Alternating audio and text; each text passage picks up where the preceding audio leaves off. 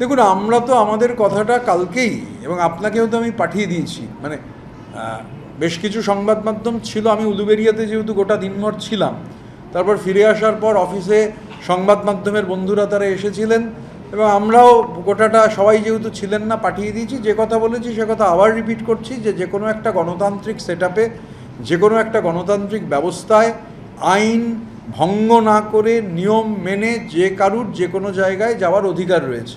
এবার মমতা বন্দ্যোপাধ্যায় যেহেতু রাজ্যের প্রাক্তন মুখ্যমন্ত্রী, স্বাভাবিকভাবে তার নিরাপত্তা সাধারণ যে কারুর থেকে বেশি, তিনি একটা নিরাপত্তা বলয়ের মধ্যে থাকেন। যে ঘটনা ঘটেছে সেই ঘটনা অনভিপ্রেত, সেই ঘটনা কাঙ্ক্ষিত নয়, সমর্থনযোগ্য নয়।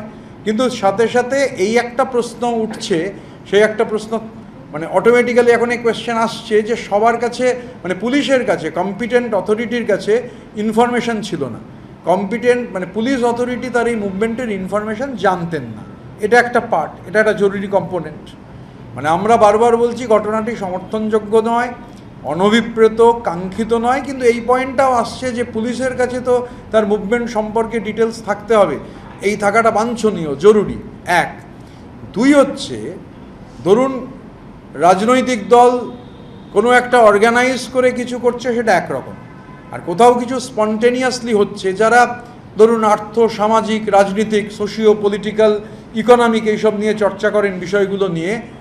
ভারতবর্ষে ক্ষমতা থেকে 52 সাল থেকে, 1952 থেকে আমাদের দেশে ভোট হচ্ছে, সরকার আসে সরকার যায়, বিরোধী শাসক হয় শাসক বিরোধী হয়, কিন্তু কখনো এরকম ঘটনা দেখা যায়নি যে ক্ষমতা থেকে চলে যাওয়ার 3 মাসের মধ্যে চোর চোর চোর চোর বা চোরেদের রানী ডাকাত রানী।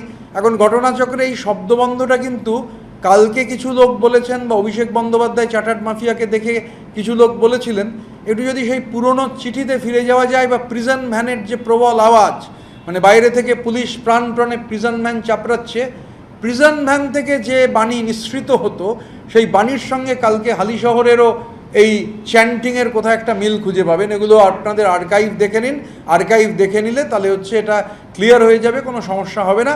তো এটাও তো একটু স্টাডি করা দরকার, যে আসলে গত 15 বছর ধরে বাংলায় যে অর্গানাইজ লুট এবং লিগালাইজ প্লান্ডার সংগঠিত হয়েছে, তার মানে অভিমুখগুলো, মানুষ অ্যারেস্ট হচ্ছেন, মানে প্রাক্তন মুখ্যমন্ত্রীর ম্যান ফ্রাইডেরা, চার্টার্ড মাফিয়ার ম্যান ফ্রাইডেরা, সম্পদ উদ্ধার হচ্ছে, তারা অ্যারেস্ট হচ্ছেন, কাস্টডিতে থাকছেন, নানান জিনিস নিত্য নতুন বেরোচ্ছে প্রতিদিন, মানে আর শোনা যাচ্ছে এগুলো টিপ অফ দি আইসবার্গ।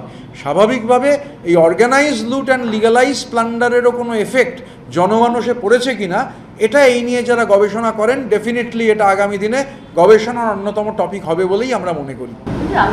ওই যে কথাটা, যে প্রতিবাদ না করলে সে বিশ্বাসঘাতক, এটা না জর্জ বুশের সেই একটা কথার মতো, 9/11-এর পর, মানে either you are with us or you are with the terrorist. এগুলো ফ্যাসিস্ট টেন্ডেন্সি, মানে আমি যেটা মনে করব সেটা না করলেই যা খুশি তকমা লাগিয়ে দেওয়া যাবে। আচ্ছা, সেই চিঠিটা তো উনিই দিয়েছে, সারদার সব থেকে বড় বেনিফিশিয়ারির নাম মমতা বন্দ্যোপাধ্যায়, এটা তো আমরা কেউ বলিনি বা অন্য কেউ বলেননি। তো যিনি এই কথা বলেছিলেন তিনি যদি এখন আবার এই বাণী দিতে থাকে, না, এগুলোর সঙ্গে গণতন্ত্রের কোনো সম্পর্ক নেই, এগুলো একটা ফ্যাসিস্ট টেন্ডেন্সি। মানে আমি যেটা বলবো, আমরা যেটা বলবো, সে কথা যে বলবে না তার গায়ে তকমা লাগিয়ে দাও। এটা সে গত শতাব্দীর 30-এর দশকেও জার্মানি ইটালিতে হতো, এখানে আবার হচ্ছে, ইতিহাসের পুনরাভিনয় হয়, তবে ফার্স হিসাবে হয়। আপনি এক্ষুনি বললেন যে হিসেব যা, সেই হিসেবে এখন পর্যন্ত আপনার 65 রয়েছে, কালীঘাট শিবিরের কাছে 15 রয়েছে। তো আপনার এখান থেকে আপনি বলছেন দুজনের দায়িত্ব নিতে পারবেন না, সেই দুজনের দায়িত্ব না নেওয়ার পরেও আপনার সংখ্যাটা 65 থাকবে, তাহলে কি ওই 15-এর মধ্যে কেউ কি আপনাদের সঙ্গে যোগাযোগ করছে? যোগাযোগ কেন করছে? আছে তো আমাদের সঙ্গে, যোগাযোগের ব্যাপার কেন, আমাদের সঙ্গে আছে। আচ্ছা ধরুন, মানে সবাইকে কি দেখতে পাচ্ছেন? সো কল্ড কালীঘাটের 15 জন যাদের থাকার কথা ছিল, তারা কি ছিলেন নাকি আজকে সবাই? সুতরাং মানে লাউড অ্যান্ড ক্লিয়ার সংখ্যা 65-65-র নিচে নামবে না। তো মানে দুজন যদি না থাকেন, তার বদলে যে 4 জন থাকবেন না, তার গ্যারেন্টি কে দেবে? যেদিন প্রয়োজন হবে আমরা ফিজিক্যালি, আর আমরা তো চিঠি দিইনি, চার্টার্ড মাফিয়ার মতো সই জাল করে চিঠি দিইনি, ফিজিক্যালি আমাদের বিধায়করা উপস্থিত হয়েছিলেন। আবার যেদিন ফিজিক্যালি উপস্থিত হওয়ার প্রয়োজন হবে, সবাই উপস্থিত হয়ে যাবেন।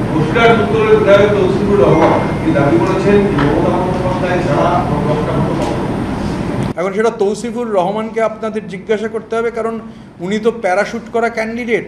এগুলো তদন্তকারী সংস্থা নিশ্চিতভাবে, যেহেতু সুমিত রায় কাস্টডিতে আছেন, তো সুমিত রায় কাস্টডিতে থাকার ফলে তৌসিফুর রহমান কিভাবে টিকিট পেলেন, মানে তার সঙ্গে বসিরহাটের আনাচে কানাচে খোঁজ নিয়ে দেখুন, বসিরহাটের যিনি বিধায়ক ছিলেন তিনি টিকিট পেলেন না, বা বসিরহাটের ওই জেলার কেউ টিকিট পেলেন না, ভালো করে বাংলা বলতে পারেন না, বাংলাভাষী নন, হঠাৎ করে তিনি কোথায় টিকিট পেলেন, তার বিদেশে কোথায় ব্যবসা আছে, সুমিত রায় কাস্টডিতে আছে। তো তদন্তকারী সংস্থা ডেফিনেটলি এই বিষয়ে আরও আলোকপাত করতে পারবে, বাকি আলোকপাতটা ওনাকেই করতে হবে।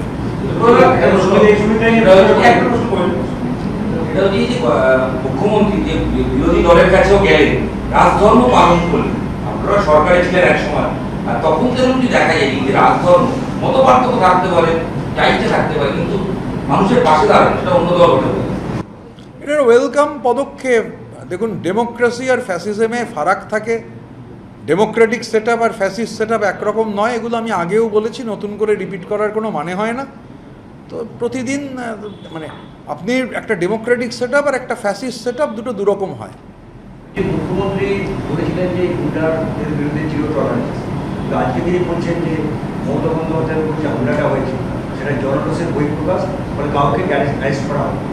আমি মানে আবার এটা রিপিট করি যে যে কোনো নাগরিক, মানে তিনি প্রাক্তন মুখ্যমন্ত্রী হন বা না হন, একটা গণতান্ত্রিক সেট আপে যে কোনো নাগরিক যদি নিয়ম মেনে আইন ভঙ্গ না করে সেটা যদি কোথাও যান, মানে যাওয়ার তার অধিকার রয়েছে। গতকাল যে ঘটনা ঘটেছে, ঘটনা অনভিপ্রেত, কাঙ্ক্ষিত নয়, সমর্থনযোগ্য নয়, কিছু প্রশ্ন ডেফিনেটলি রয়েছে। এখন অর্গানাইজ লুট অ্যান্ড লিগালাইজ প্লান্ডারের যেহেতু একটা ক্রমবর্ধমান ইতিহাস দেখা যাচ্ছে, জনরোষ কি জনরোষ নয়, এটা সমাজবিজ্ঞানীরা তারা ভবিষ্যতে বলতে পারবেন, আমার সেই ক্ষমতা নেই এটা বলবার। আর মাননীয় মুখ্যমন্ত্রী কি এক্স্যাক্টলি বলেছেন আমি জানি না, না শুনে মন্তব্য করব না, কিন্তু আমাদের যেটা বেসিক স্ট্যান্ড সেটা আবারও লাউড অ্যান্ড ক্লিয়ারলি বলে দিলাম। সুমিত রায় শালবনী জমি মামলা শনি এবং রোববার তাকে জিজ্ঞাসাবাদ করা হয়। আজকে টাকা নিয়ে চাকরি দেয়নি মামলা, আজকে আবার তাকে সিআইডি জিজ্ঞাসাবাদ করে। তো সেটা সিআইডির ব্যাপার আর সুমিত রায়ের ব্যাপার, এর মধ্যে তো আমাদের ঢোকার কোনো বিষয় নেই। সিআইডি মানে তদন্তে ওনাকে সহযোগিতা করতে বলা হয়েছে, তো যারা তদন্তকারী সংস্থা তারা ঠিক করছেন যে কখন ডাকবেন, কিভাবে জিজ্ঞাসা করবেন, মানে এই ব্যাপারে আমাদের এক্সপার্টাইজও নেই, আর আমাদের মন্তব্য করাটাও ঠিক নয়। এটা solely সুমিত রায় আর তদন্তকারী সংস্থার বিষয়। ওই যে আরেকজন ব্যক্তি বিনয় মিশ্র, তাকে নিয়ে ফের সিবিআই এর মধ্যে তৎপরতা দেখা যাচ্ছে এবং সেক্ষেত্রে তাকে গ্রেফতারের জন্য তারা ফের আবেদন করছে। দেখুন, বাজারে একটা খবর ভাসছে, সত্যি মিথ্যে আমি বলতে পারবো না, যে বিনয় মিশ্র এখন আর ভানুয়াতুতুতে নেই, তিনি লন্ডনে আছেন, এবং তার বাচ্চাটা আর কি, যেহেতু তার বাবা না গেলে পাসপোর্ট হবে না, সে বাচ্চাটার নাকি পাসপোর্ট হচ্ছে না। এগুলো শোনা কথা, সত্যি মিথ্যে আমি জানি না। তা আপাতত তিনি লন্ডনে আছেন। এখন মার্কিন যুক্তরাষ্ট্রের সঙ্গে বা ইউনাইটেড কিংডমের সঙ্গে বা চীনের সঙ্গে তো মানে ধরুন ডিপ্লোম্যাটিক পাসপোর্ট কিছু জায়গায় কাজ করে না, ইমিউনিটি থাকে না, বা এক্সট্রাডিশন চুক্তি রয়েছে। তো এখন বিনয় মিশ্র লাল পাসপোর্টও নয়, নীল পাসপোর্ট, বা ভানুয়াতুতুর কী রঙের পাসপোর্ট আমি জানি না। কিন্তু এখন মানে আজকের ঘটনাটা আমি শুনেছি, আবার এটাও শুনছি, সত্যি মিথ্যে জানি না, যে বিনয় মিশ্র আপাতত লন্ডনে রয়েছেন, লন্ডন থেকে বেরিয়ে কোথাও যেতে পারছেন না, এটা শুনেছি। বলছি যে সুমিত রায়ের ঘটনা বা ইত্যাদি ইত্যাদি, তো দলের মানে অনেকেই তৃণমূলের দিকে তো আনন্দ লড়ে, আত্মসহায়ক ছিলেন অভিষেক বন্দ্যোপাধ্যায়, তিনি দলের সাধারণ সম্পাদক, ফলে আলটিমেটলি ঘুরিয়ে পিছিয়ে তো সেই তৃণমূলের দিকে আঙুল উঠে। তো অন্য কারোর দিকে তো আঙুল ওঠার কথা নয়। এমনকি যে গাড়িটা এই অন্তর্ধান রহস্যের যখন জবনিকা পড়ল, যে গাড়িটায় করে গেছেন ওটাও তৃণমূল কংগ্রেসের যুব সংগঠনের নামে রেজিস্টার্ড গাড়ি, সেই গাড়িটা করেই গেছেন। সেই গাড়িটা করে হয়ে যাওয়ার পর বোধহয় প্রথম দিন গাড়ি করেই ফিরেছিলেন, গতকাল শুনছিলাম হেঁটে ফিরেছেন। সেই অভিষেক বন্দ্যোপাধ্যায় চার্টার্ড মাফিয়ার বাড়িতেই গেছেন। এটা বোঝবার জন্যে তো বিরাট বিশেষজ্ঞ হওয়ার দরকার নেই যে সুমিত রায় যে গোটা অপারেশনটা হতো এই অর্গানাইজ লুট অ্যান্ড লিগালাইজ প্লান্ডারের অন্যতম চরিত্র, মানে মালিক নন অবশ্যই, কিন্তু অন্যতম গুরুত্বপূর্ণ ম্যানেজিং ডিরেক্টর, অন্যতম গুরুত্বপূর্ণ অপারেটর। এ নিয়ে ওই যে টুলু মণ্ডলের কেসে দেখেননি, ঠিকাদারকে বলছে লাফালাফি করো না টুলুর বিরুদ্ধে। তো সুমিত রায় কতটা পাওয়ারফুল ছিল, মানে পুলিশ অফিসাররা পর্যন্ত সুমিত রায়কে দেখে উঠে দাঁড়াতে বাধ্য হতো, বা এই পুলিশের পোস্টিং সহ সমস্ত কিছুই সুমিতের ফোনে চলতো। আমি এরকম পুলিশ অফিসারকে জানি, মানে আমার সঙ্গে বসে কথা বলছেন, সুমিত রায়ের ফোন এসেছে, মানে সুমিত রায় নেই, সুমিত রায় ফোন করেছেন, তিনি চেয়ার ছেড়ে উঠে দাঁড়িয়ে পড়েছেন, মানে অভ্যেসবশত আর কি। তো সেই সব অফিসারদের সম্পর্কেও আমার কাছে যা তথ্য আছে সরকারকে দেওয়ার চেষ্টা করব, কারণ খুবই সিরিয়াস ব্যাপার আর কি। মানে সুমিত রায় নেই, তিনি ফোন করেছেন, মানে এমন অভ্যেস, ওইখানে আমার সঙ্গে উল্টো দিকে বসে কথা বলছেন, চেয়ার ছেড়ে উঠে দাঁড়িয়ে স্যার করছেন। মানে বোধহয় পাস গ্র্যাজুয়েট কি গ্র্যাজুয়েট নয়, তো তার ফোনেও একজন আইপিএস অফিসার কীরকম, সে নেই, উঠে দাঁড়াতে হচ্ছে, তো বোঝা যায় তার প্রভাব কীরকম মারাত্মক। এবং চার্টার্ড মাফিয়ার বরাভয়ে রাজ্যের প্রাক্তন মুখ্যমন্ত্রী, তার মানে গোটা সেট আপ, মানে পুলিশ তো তার, তিনি তো পুলিশ মন্ত্রী ছিলেন, তো তার পুলিশ যখন এরকম সুমিত রায়ের ফোনে আটকে ওঠে, বুঝতে হবে সুমিত রায় কতটা পাওয়ারফুলি, কতটা প্রভাবশালী, পাওয়ারফুল। তিনি আজকে বলছেন যে এই ঘটনা ঘটলো গতকাল মমতা বন্দ্যোপাধ্যায়, সেটার পরিপ্রেক্ষিতে তিনি বলছেন মুখ্যমন্ত্রী তো খালি এক্সিকিউট করছেন, আসল নির্দেশ দিল্লি থেকে পাঠানো হচ্ছে বলে অবশ্যই। এখন উনি কি বলেছেন, মানে ওই চার্টার্ড মাফিয়া, আর আমার খালি একটা উৎসাহ আছে, মানে একজন সাধারণ বাংলার নাগরিক হিসেবে আমার একটাই উৎসাহ, যে উনি যে জন হপকিন্সে যাবেন, কোনো নর্মাল ফ্লাইটের ফার্স্ট ক্লাসে যাবেন নাকি চার্টার্ড ফ্লাইটে যাবেন, এটা নিয়ে আমার উৎসাহ আছে, বাকি কিছু নিয়ে উৎসাহ নেই। মমতা বন্দ্যোপাধ্যায় ভবিষ্যতে মানে আপনি কি মনে করেন যে ওনার কিভাবে বেরোনো উচিত, নাকি মানে সতর্ক, মানে যে কথাগুলো আপনারা বলছেন যে আগে পুলিশকে জানানো, প্রশাসনকে জানানো, যাতে এরকম সমস্যার মুখে আবার ওনাকে করতে না হয়? যে কোনো নাগরিকেরই, এবং উনি যেহেতু হাই প্রোফাইল প্রোটেক্টি প্রাক্তন মুখ্যমন্ত্রী, তো ওনার মুভমেন্ট অবশ্যই পুলিশকে জানিয়ে করা উচিত। উনি তো কমন নাগরিক নন, সাধারণ নাগরিক নন। সাধারণ নাগরিকের আইন না ভেঙে, নিয়ম না ভঙ্গ করে যে কোনো জায়গায় যাওয়ার অধিকার রয়েছে, ওনারও 100বার অধিকার রয়েছে সব জায়গায় যাওয়ার। তবে যেহেতু উনি রাজ্যের প্রাক্তন মুখ্যমন্ত্রী, নিরাপত্তা বলয়টাও সাধারণ লোকের থেকে অনেক বেশি, অবশ্যই প্রশাসনকে জানিয়ে যাওয়া উচিত। এখন উচিত অনুচিতের মাপকাঠিটা ভীষণ রিলেটিভ, তো কে কী করবেন সেটা তার ব্যাপার।